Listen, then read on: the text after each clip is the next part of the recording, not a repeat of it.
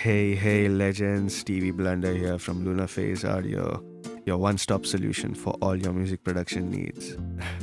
I hope you're doing well. Today, I want to ask you if you've ever spent hours in a mix, wondering why nothing's clicking. It might not be your plugins or even your skill level. Maybe it's your workflow. I have been producing music for more than 8 years now. It's not a lot, but there's so much I've learned about making music. I started off with FL Studio, switched over to Studio One recently, and one of the main reasons to switch was to optimize workflow. Before you even touch EQ, reverb, or compressors, this is the foundation, a mentality you gotta lay down.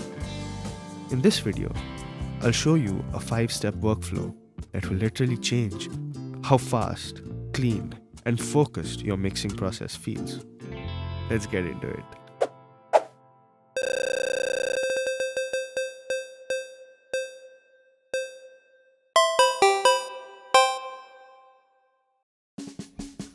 Alright, first up, you gotta balance your faders by ear, not with a meter, not by looking at peak levels, just pure listening. This is your first impression of the track.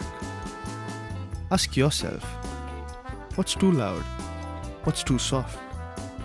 Start shaping the feel right here. You're not mixing yet, you're just prepping. A solid gain structure will make every plugin behave better later on. But if you have bad gain staging, you'll be fighting your tools the whole way.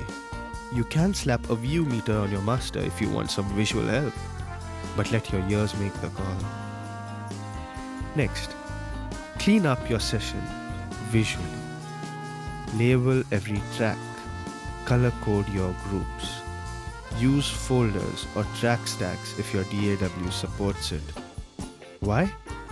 Because a messy project equals slow decisions, and slow decisions kill momentum. The best engineers move fast because they know where everything is. Trust me, your creativity stays sharper when your environment isn't chaotic. Third, set up your buses and groups before adding any plugins. Drums, bus them. All vocals, bus them. Guitars, synths, backing elements, group them. Why?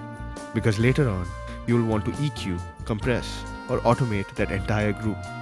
And if you didn't set it up early, you'll waste a lot of time patching stuff mid-mix. I always struggled with setting up buses after I started mixing, and that would be a pain in the ass to fix later on. Plus, buses make your session way more readable and easier to tweak on the fly. This one step alone can turn a messy 50-track session into something you can manage with 8 to 10 faders. Alright, step 4 is where you clean out the clutter. Not every element needs to stay in.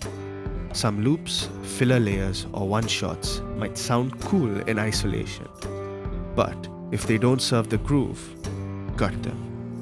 If it competes with the vocal, if it muddies the low end, or if it just distracts from the core energy, bounce it. This ain't about mixing decisions yet.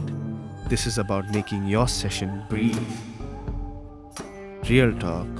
Sometimes muting one track makes everything else sound better instantly. Bring in a reference track. But listen, this is not to copy the sound. It's to train your ears from the start. Having a solid, pro-level track playing from time to time helps you stay on course.